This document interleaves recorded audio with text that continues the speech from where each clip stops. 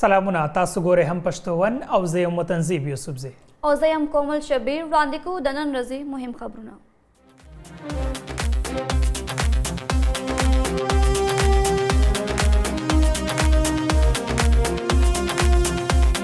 د الیکشن کمیشن د توهین په مقدمه کې د پاکستان تحریک انصاف د مشر د گرفتارۍ ناقابل ضمانت وارنټ جاری.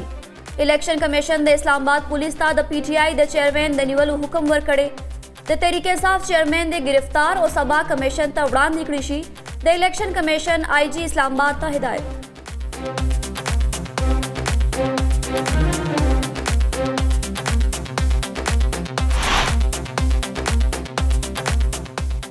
سپریم کورٹ کوټه کې د یو وکیل قتل مقدمه کې پولیس د تحریک انصاف مشر د نیولو څخه منع کړي. د پلار قتل کې می د پی ټی آئی مشر ملوث دی.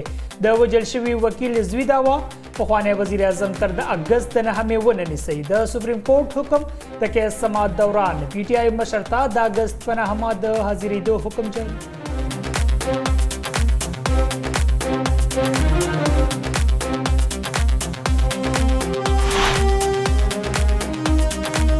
د تحریک انصاف نائب چیئرمین شاہ محمود قریشی او پخوانی سیکرټري جنرل اسد عمر د سایفر او آډیو لیک مسلې په اړه اف آئی اے ته وړاندې شوي. د شاہ محمود قریشی پیشن وروستو میډیا سره خبرې وایي مخکې مې هم ویلو چې سایفر یو حقیقت او یو حقیقت دی.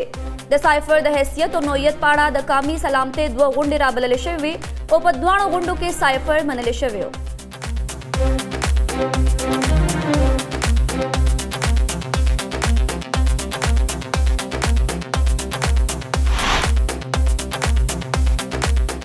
د امریکای سینټ کام مشر د آرمی چیف جنرال عاصم منیر سره ملاقات کې د سیمې په امنیت او دفاعي تعاون خبرې اترې.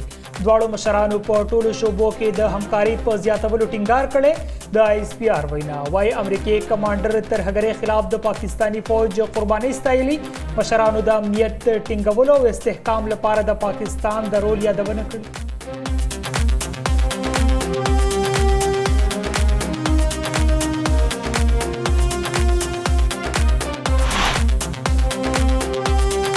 پاکستان با آذربائیجان نه په میاشت کې یو ایل این جی جهاز اخلي. پاکستان ته به د آذربائیجان یو کمپنی هر میاشت د یو کارګو پیشکش کوي. د وزیر اعظم آذربائیجان چارواکو سره یو ځای میډیا سره خبرې وایي آئی ایم ایف شرایط له وجې مو بجلی نرخونو کې اضافه کړې ده.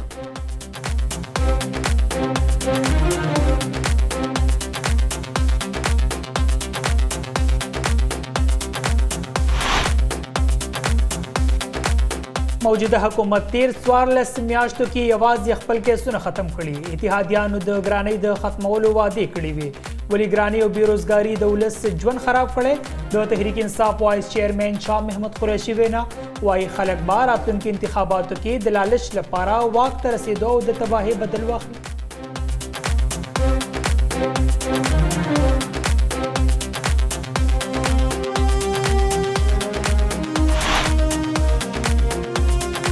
د اسحاق ډار نوم د نگران وزیر اعظم لپاره گردش. وفاقي وزیر مصدق ملک وایي اسحاق ډار له چې کومه ذمہواري ورکړي شي هغه یې په ښه توګه ترسره کولی شي. اسحاق ډار هر معامله ډیر په ښه انداز سره مخ په وړاندې بوځي. نگران وزیر اعظم لپاره به لیډر آف دی هاوس د ټولو سیاسي جماعتونو سره مشاورت کوي.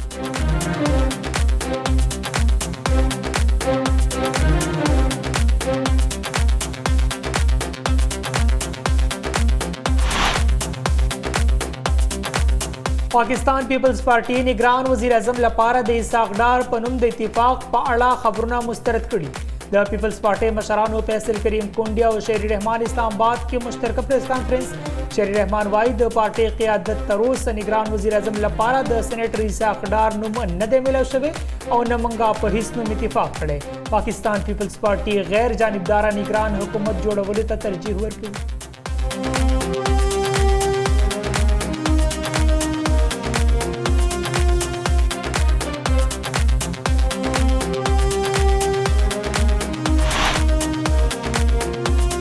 وزیر اعظم با په 18 اگست د صحافیانو د هیلث انشورنس اجرا کوي. د صحافیانو رجسټریشن عمل شروع کړی شوی. وزیر اعظم د صحافیانو هیلث انشورنس لپاره ډیر فکرمند و.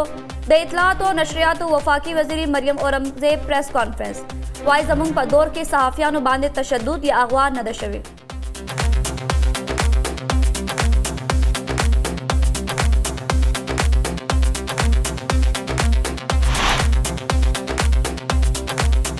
اسلام آباد کې د دوه ورځنۍ بین الاقوامي کانفرنس د چین پاکستان اقتصادي راهداري او یو خطه یو سړک د منصوبې لسیزه د خیال نه تر حقیقته تر عنوان لاندې پیل شو. کانفرنس د منصوبندۍ وزارت اسلام آباد کې د چین د سفارتخانې په مرسته تابع کړی.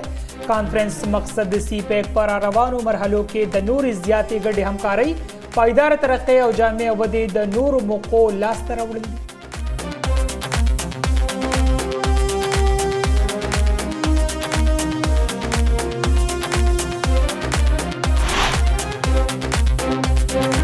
خیبر پختونخوا، سندھ او بلوچستان کې د وروستي بارانونو له امله په بېلابېلو پیښو کې 22 کسان مړه.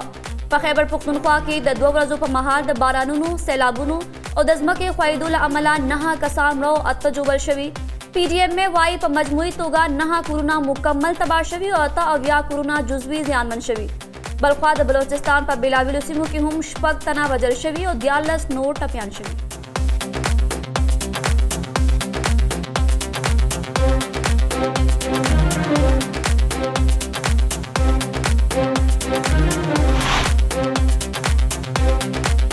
بنو کې 13 میاشت د طوفاني بارانونو تباهي. د قومي اسمبلی ډیپټي سپیکر زاهد اکرام دراني متاثره شوي خاندانونو کې امدادي چکونه تقسیم کړي. د مړو کورونو ته د لسو لکو روپو امدادي چکونه ورکړل شوي. زاهد اکرم خان دراني وزیر اعظم شهباز شریف نه د متاثره شوي خاندانونو لپاره د خصوصي پیکیج غوښتنه کړې وه. جوبل شوو کسانو کورونو ته هم امدادي چکونه ورکړل شوي.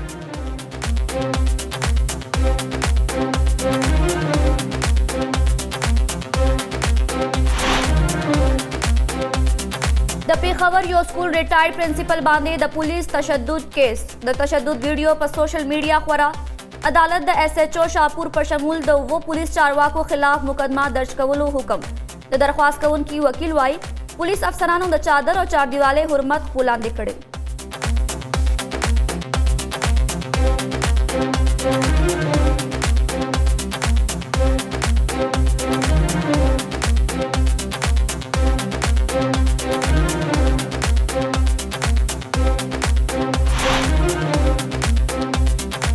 پیښور کې د کم وزن ډوډۍ خرڅونکو نان بیانو خلاف کریک ډاون. د 2 نان بیان گرفتار، 14 دکانونه سیل. ډیپټي کمشنر شاه فهد وایي په کوهاټ روډ، چارسد روډ، د لزاک روډ، ورسک روډ او نورو سیمو کې د نان بیانو په ضد کاروایی شوه.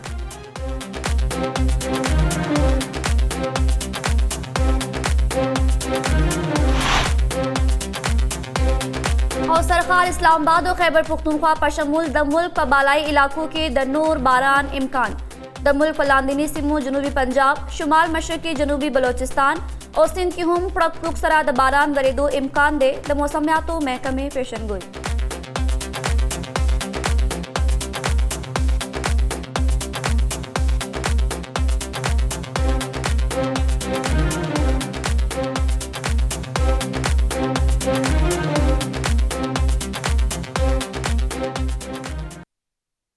مهم خبرونه تاسو کتل. د خبرونو تفصیل یو لنډ شان د مینه پس.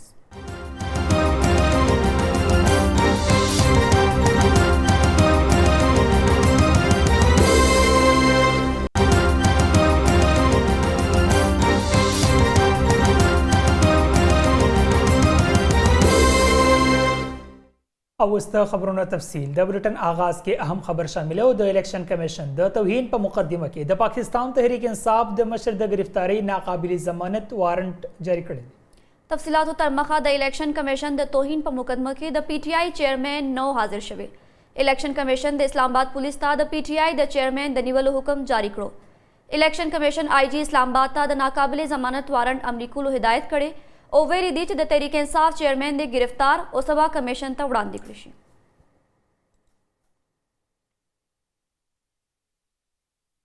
سپریم کورټ کویټا کې د یو وکیل قتل مقدمه کې پولیس د تحریک انصاف مشر د نیولو څخه منع کړی دی. د وژل شوي وکیل عبدالرزاق زوی دعوه کړې ده چې د پلار قتل کې د پی ټی آی مشر ملوث دی.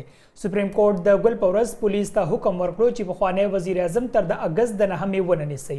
نامعلومه وسلوالو د جون په میاشت کې وکیل د 3 ججانو یو بینچ د ګل په ورځ د کیس سماعت وکړو او د پی ټی آی مشر ته د اګست په 9 د حاضرېدو حکم ورکړو.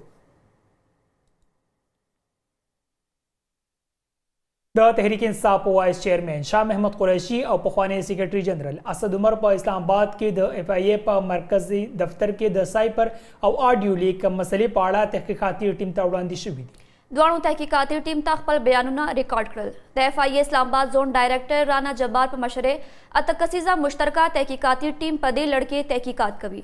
په جی آئی ټي کې د ایف آئی اے د مختلف څانګو افسرانو سره سره د درې انټیلیجنس ادارو نه د 19 ګریډ یو افسر هم شامل دی.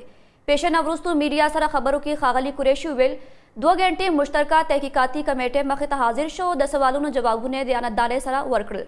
عمران خان هم طلب کړی شوی دی هغه به سبا حاضر شي. شاه محمود قریشي زیاته کړه چې سایفر یو حقیقت دی. د سایفر د حیثیت او نوعیت په اړه د قومي سلامتۍ 2 غونډې رابللې شوې وي او په دواړو غونډو کې سایفر منل شوی و. Supreme court की सरबराही में एक इंडिपेंडेंट इन्वेस्टिगेशन करवा ली जाए, दूध का दूध पानी का पानी हो जाए. और अगर वो ऐसा हो जाता तो जितनी क्या सराहियाँ हुई हैं और जितनी इस पर बयानबाजी हुई है उसकी नौयत और नौबत ही ना आती. बदकिस्मती से ऐसा नहीं हुआ. ये एक तासुर देने की कोशिश की गई कि तहरीक इंसाफ या इमरान खान इसको सियासी मकासद के लिए इस्तेमाल करना चाह रहे हैं. अगर हमारी ये नीयत होती पोलराइजेशन की या कौम को तकसीम करने की तो नेशनल सिक्योरिटी कमेटी के इजलास के बाद हम अपोजिशन को एतमाद में लेने की कोशिश न करते. د 9 مئی په پیښو کې د پاکستان تحریک انصاف 22 رهنما اشتهاري ګرځولې شوې دي.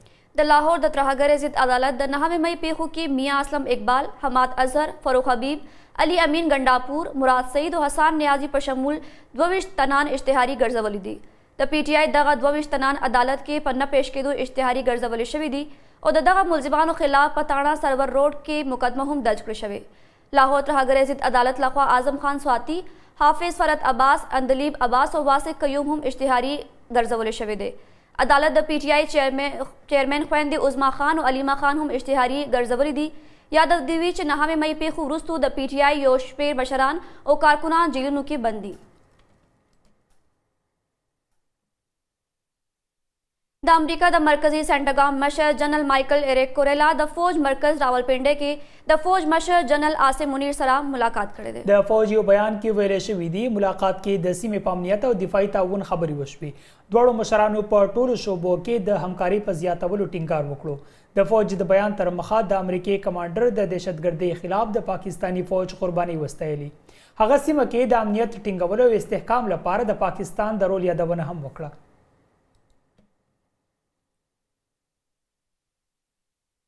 وزیر اعظم شهباز شریف ویلي دی چې پاکستان به آذربایجان نه په میاشت کې یو ایل ان جی جهاز اخلي. وزیر اعظم د آذربایجان چارواکو سره د معاهدې لاسلیک په موقع ویلي دی چې پاکستان ته به د آذربایجان یو کمپنۍ هر میاشت یو کارګو افر کوي کوم چې به پاکستان اخلي. وزیر اعظم زیاته کړې ده چې آئی ایم ایف شرایط له وجې مو بجلی نرخونو کې اضافه کړې ده. پالیسی بنا لی ہے اگلے ماہ انٹرم گورنمنٹ مارز وجود میں آئے گی اور جتنا عرصہ جو آئینی ہے اس دوران وہ اس اور دوسرے جو ہماری اکانومی کو ٹرن اراؤنڈ کرنے کے لیے جو بھی اقدامات ہیں وہ مجھے پوری امید وہ کرے گی. فیڈرل گورنمنٹ نے یہ پالیسی بنا لی ہے کہ آپ قطر کے ساتھ آپ لے کے آئیں سستی گیس اور پھر ہم آپ کو اس کی جو کراچی پورٹ کے اوپر پوری آپ کو فیسیلیٹیٹ کریں گے. ترقی کرنی ہے تو اسپیشل اکنامک زونز پورے پاکستان میں اس کے جال ہمیں اس کا پھیلا دینا چاہیے. چائنا سے ہمارے تعلقات دوبارہ الحمدللہ وہی گرم جوشی سے استوار ہو چکے ہیں اور میں نے چینی حکومت کو کہا ہے کہ وہ اسپیشل اکنامک زونز کے حوالے سے ہماری ہینڈ ہولڈنگ کریں. د تحریک انصاف وائس چیئرمین شاہ محمود قریشي ویلي دي موجوده حکومت 13 میاشتو کې یوازې خپل کیسونه ختم کړي دي. ښاغلي قریشي په یو بیان کې ویلي اتحادیانو د ګرانۍ د ختمولو وعده کړې وه ولې ګرانۍ او بېروزګارۍ د ولس ژوند خراب کړی دی. د پاکستان تحریک انصاف د مشر ویل حکومت یو واري بیا د بجلی نرخونو کې اضافه کړې ده. هغه ویل اوس کسان لپاره ټیوبویلونه چلول هم مشکل دي. هغه دعوه وکړه چې هر سند د بندیدو په حال کې دی. قریشي وویل خلک به راتلونکي انتخاباتو کې د لالچ لپاره واک ته د رسیدو او د تباهۍ بدل واخلي. پاکستان پیپلز پارټۍ نگران وزیر اعظم لپاره د اسحاق ډار په نوم د اتفاق په اړه خبرونه مسترد کړي دي. د پیپلز پارټۍ مشرانو فیصل کریم کونډي او شیر رحمان اسلام آباد کې مشترکه پریس کانفرنس کړی. په دې موقع شیر رحمان وویل چې د پارټۍ قیادت ته تر اوسه نگران وزیر اعظم لپاره د سېنیټر اسحاق ډار نوم نه دی میلاو شوی او نه موږ په هیڅ یو نوم اتفاق کړی. د پاکستان پیپلز پارټۍ غیر جانبدار نگران حکومت جوړولو ته ترجیح ورکوي. د خبري غونډې پر مهال فیصل کریم کونډي وویل چې دوبۍ میټینګ په اړه یو خبر هم سم نه دی ثابت شوی. د پاکستان مسلم لیگ نون رهنما عطا تارړ ویلي دي چې زه په عدالت کې موجود ما کله چې پاکستان تحریک انصاف کارکونانو د جج سره بدتمیزي وکړه. میډیا سره د خبرو اترو دوران عطا تارړ ویلي دي چې د پی ټی آی تنانو لوجې عدالت وارننګ ورکړیو خو زه په رضاکانه توګه د عدالت نه بهر لاړم. عطا تارړ ویلي دي چې دغه خلکو د عدالت د تقدس په عمل کولو کوشش کړې ده. نن دغه خلکو د کوټ روم نه سیاسي جلسګاه جوړه کړې وه. هغه ویلي چې که چېرې په عدالتونو کې دا ماحول برقرار وساتلی شو نو ججان به د دوی خلاف یو کیس هم مخ په وړاندې بونځي. وفاقي وزیر مصدق ملک ویلي دي چې اسحاق ډار له کم ذمہوارۍ ورکړي شي هغه یې په ښه توګه ترسره کولی شي. د مسلم لیگ نون رهنما وفاقي وزیر مصدق ملک ویلي دي چې اسحاق ډار هره معامله ډیر په ښه انداز سره مخ په وړاندې بوځي. نگران حکومت په حواله وفاقي وزیر زیاته کړې ده چې نگران وزیر اعظم لپاره به لیډر آف دی هاوس د ټول سیاسي جماعتونو سره مشاورت کوي. د نوي حلقه بندیانو لپاره 4 نه 6 میاشتو پورې وخت پکار دی. د نون لیگ موقف دی چې الیکشن په زړو حلقه بندیانو وکړی شي.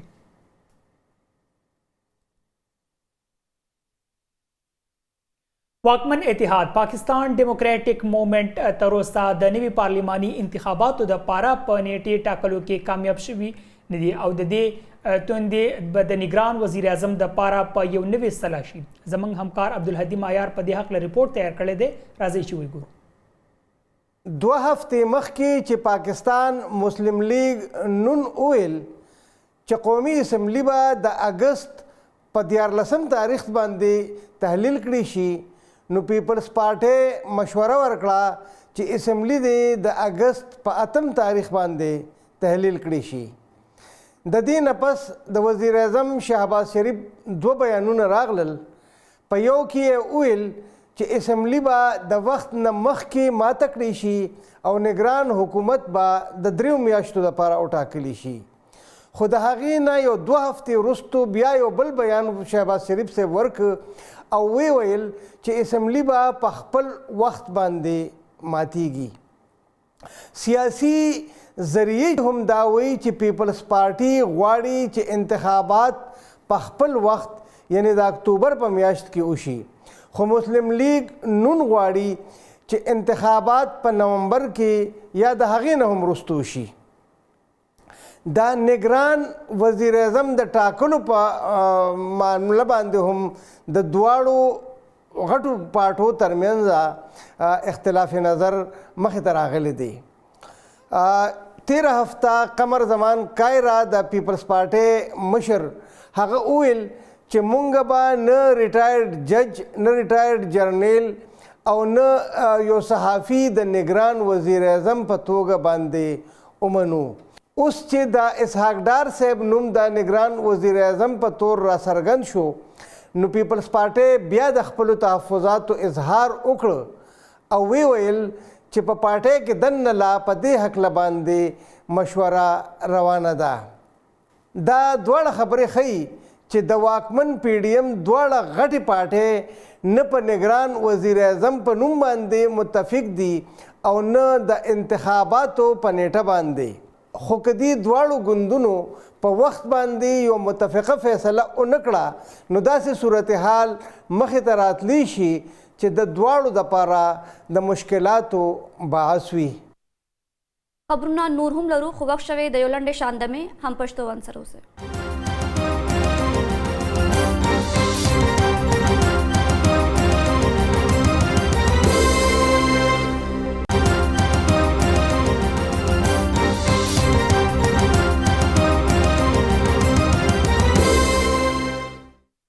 بولیټن کې یو واری بیا هرکلی اوس خبر شاملو د اطلاعات او نشریاتو وفاقي وزیر مریم اورنګزیب ویلي دي چې د صحافیانو رجسټریشن عمل شروع کړی شوی دی.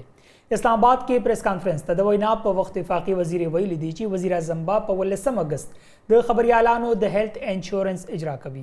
وزیر اعظم د صحافیانو هیلث انشورنس لپاره ډیر فکرمند وو. مریم اورنګزیب زیاته کړې ده چې زمونږ په دور کې په صحافیانو باندې تشدد یا اغوا کړی شوی نه دي.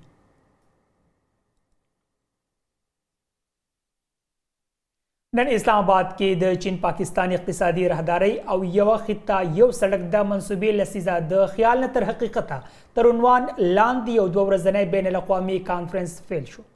کانفرنس د منصوبه بندۍ وزارت اسلام آباد کې د چین د سفارتخانې په مرسته تابع کړی دی. د کانفرنس مقصد د سی پیک پر روانو مرحلو کې د نورې زیاتې ګډې همکارۍ، پایدار ترقی او جامع وده د نورو موقعو لاسته راوړل دي. کانفرنس کې د مختلف شعبو ماهرین د سی پیک او یو خطه یو سړک منصوبې د اقتصادي، سماجي، ماحولیاتي او جغرافیایي اثراتو باندې د خپلو خیالاتو اظهار کوي او سفارشونه مرتب کوي.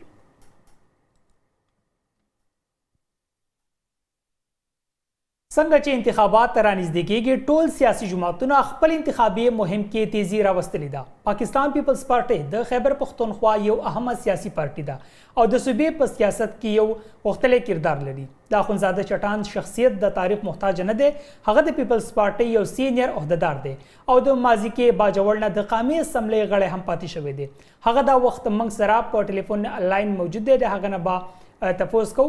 اخندزاده چټان صاحب د وخت راکولو یو جهان مننه.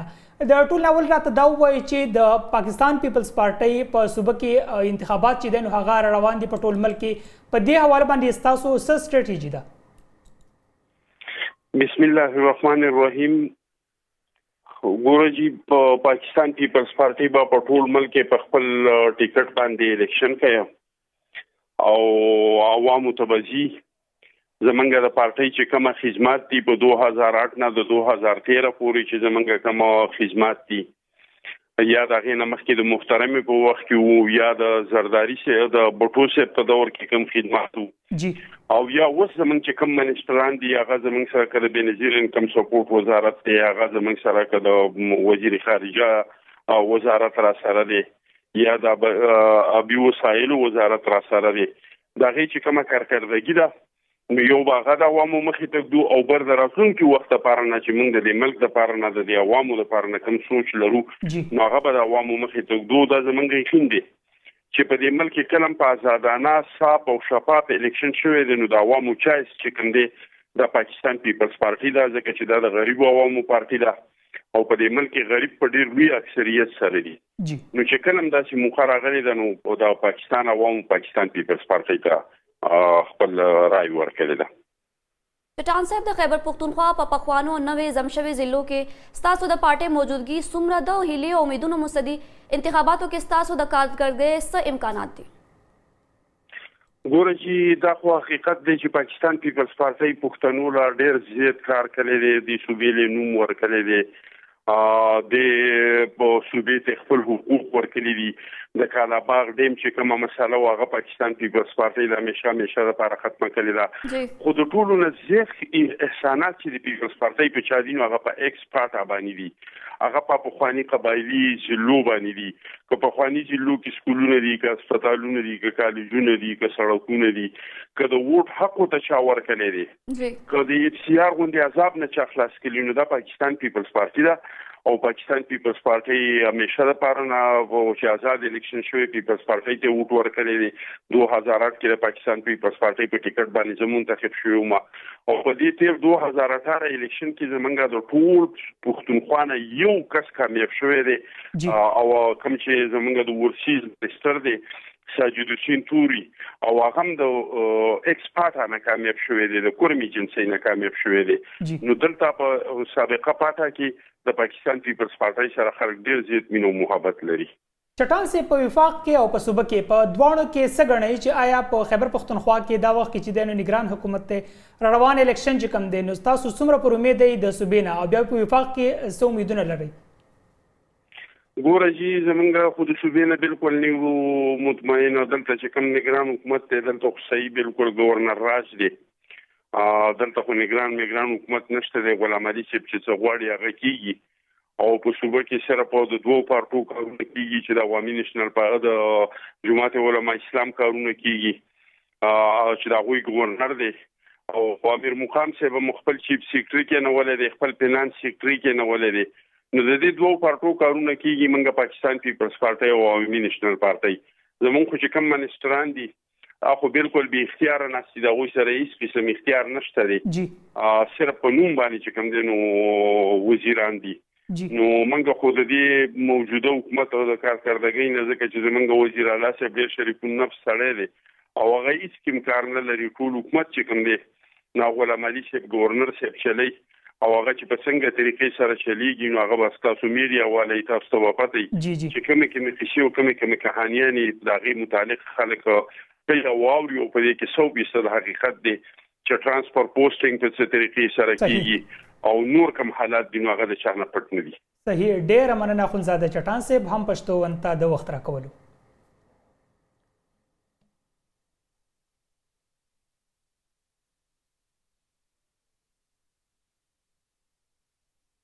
بلټن مخ وړاندې وضو خبر شاملو د پاکستان تحریک انصاف د کارکنانو او مشرانو پر ضد مقدمې او ضمانتونه دوام لري.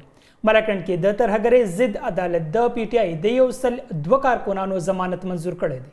ترلاسه شوی معلوماتو مطابق د پخوانی ایم این اے سید محبوب شاه او پخوانی ایم پی اے همایون خان هم ضمانت منظور شوی دی. د سوات ایکسپریس وے ټول پلازې د سوځولو په مقدمه کې ملزمان نیولي شوي دي. خیبر ضلع محکمه صحت قیمتي گاڑی د حفاظت او مرمت نه کېدو له وجې په مکمل توګه کباړ شوي. د دې بیکاره گاړو لږ حفاظت کېدو په صورت کې محکمه صحت او عوامو ته ډیره فائدہ رسیدای شي. نور تفصیل ګورو د خیبر نه خپل همکار جهانزیب آفریدي په دې رپورټ کې.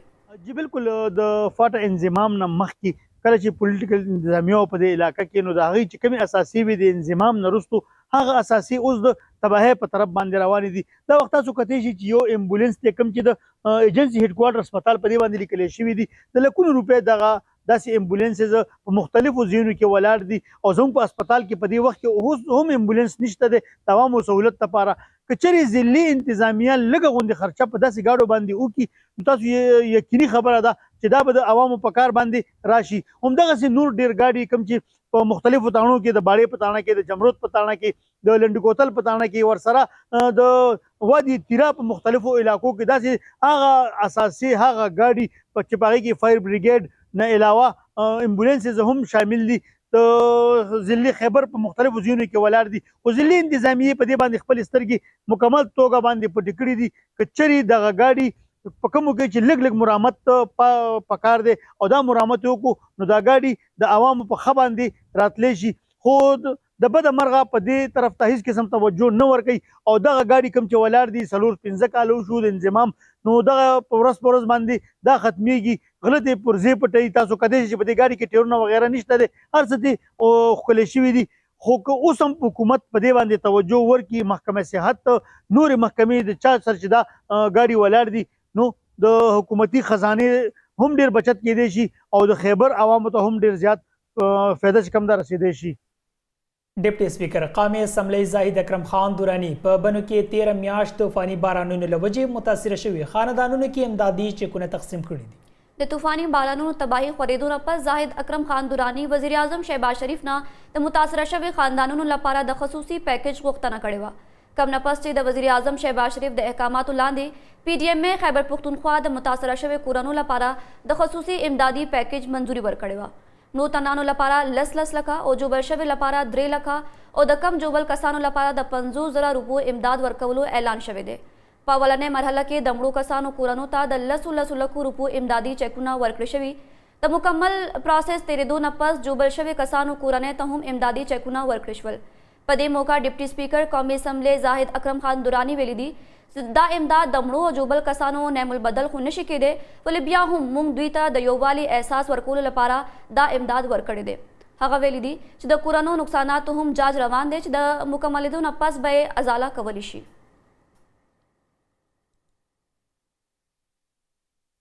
پیښور کې د یو سکول ریټای پرنسپل باندې د پولیس تشدد کیس پترس کې عدالت د ایس ایچ او شاپور پر شمول د 2 پولیس چارواکو خلاف مقدمه درج کولو حکم کړی دی. د ریټایرډ پرنسپل صفدر خان د مقدمې درج کولو لپاره سیشن عدالت کې درخواست جمع کړی دی. د مقدمې اوریدنه په موقع درخواست کوونکي وکیل ویل چې ایس ایچ او تاڼه شاپور او نورو پولیس افسرانو د اپریل په لومړۍ نیټه درخواست کوونکي په کور ناقانونه چاپه وهلي وه او تشدد پرې شوی و. پولیس افسرانو د چادر او دیوالۍ حرمت د خپل لاندې کړی دی. د تشدد ویډیو په سوشل میډیا خپره شوې وه. بلخوا د پولیسو مشرانو لخوا هیڅ قانوني اقدامات نه دي شوي. عدالت درخواست په منلو سره د ایس ایچ او په شمول د اوو پولیس چارواکو خلاف مقدمې درج کولو حکم ورکړی دی. پېښور کې د کم وزن ډوډۍ خرڅونکو نن بیانو خلاف کریک ډاون شوی دی. د پېښور ضلع انتظامیه تر مخه د عامو خلکو سره خیانت کوونکو په ضد په سخت کاروایي کولی شي.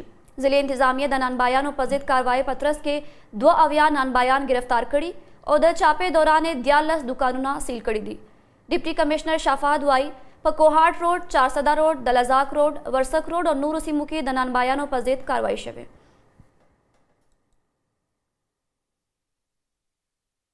په خیبر پختونخوا، سندھ او بلوچستان کې د وروستي بارانونو له امله په بیلابیلو پیښو کې 22 کسان مړه شوي دي.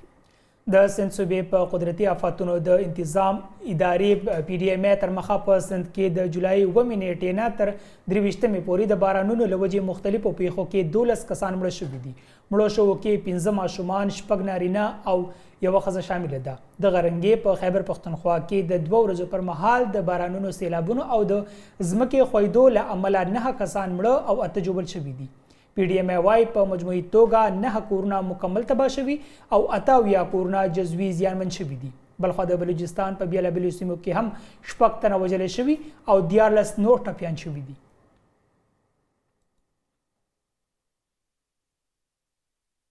د موسمیاتو محکمې راتلونکي 24 غنټو دوران وفاقي سرخار اسلام آباد په شمول د ملک په مختلفو ښارونو کې د باران امکان څرګند کړی دی. د موسمیاتو محکمې په وینا د بارانونو لړۍ 26 جولای پورې د جاری اوسېدو امکان دی.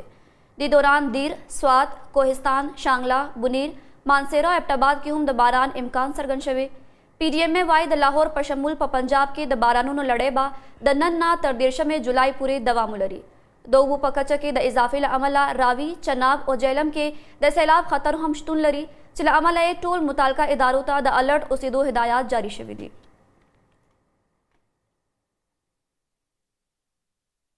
دا تر دې د ما مهم خبرونه. نور خبرونو اپډیټس لپاره زموږ سوشل میډیا پاڼې کتل مه هېروئ. د الله پامان.